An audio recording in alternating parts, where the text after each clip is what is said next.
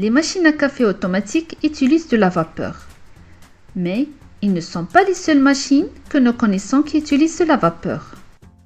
Nous avons probablement dans notre cuisine un autocuisseur. Il s'agit d'un récipient hermétique qui augmente la vitesse de cuisson de certains éléments, ce qui réduit le temps de préparation nécessaire et économise considérablement de l'énergie.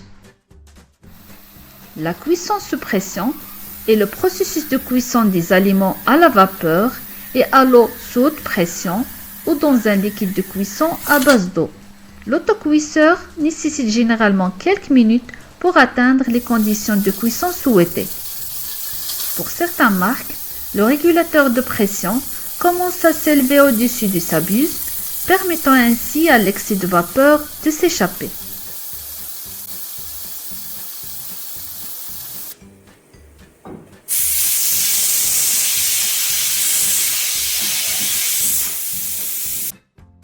Qui est l'inventeur de l'autocuisseur?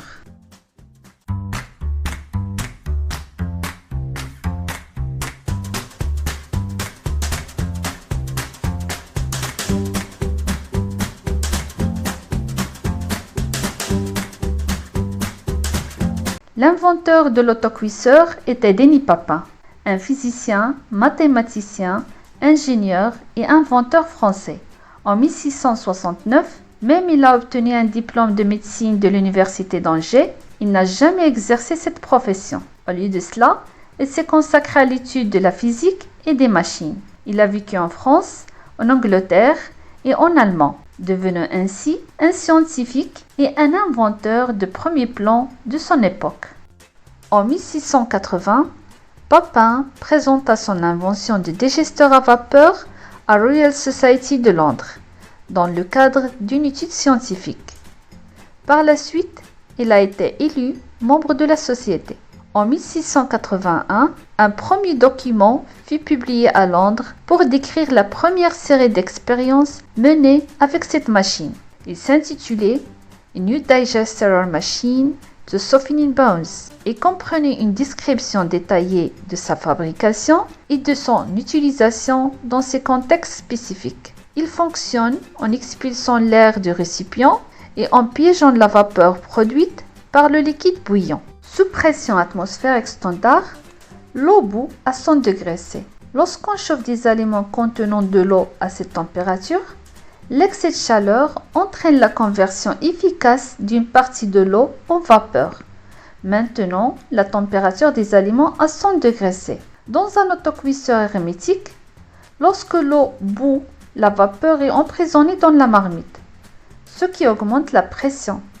Il est cependant essentiel de noter que la température d'ébullition de l'eau augmente avec la pression. Dans un autocuisseur hermétique, le volume et la quantité de vapeur sont fixes, de sorte que la température peut être contrôlée directement en ajustant la pression avec une soupape de surpression. Par exemple, si la pression atteint 2 bars ou 200 kPa, l'eau aura atteint une température d'environ 120 degrés C, ce qui permet une cuisson beaucoup plus rapide des aliments.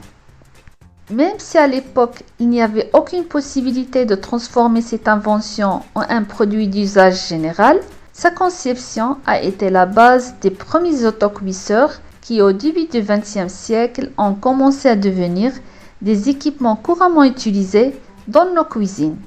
Au cours de sa carrière, Papin a inventé bien d'autres appareils, parmi lesquels une machine à élever l'eau, une machine à incendie, le premier système de cylindre à piston à vapeur, une maquette de sous-marin à vapeur et une machine à vapeur pour pomper l'eau. Ce moteur est contemporain des premières machines à vapeur britanniques opérationnelles des débuts du XVIIIe siècle.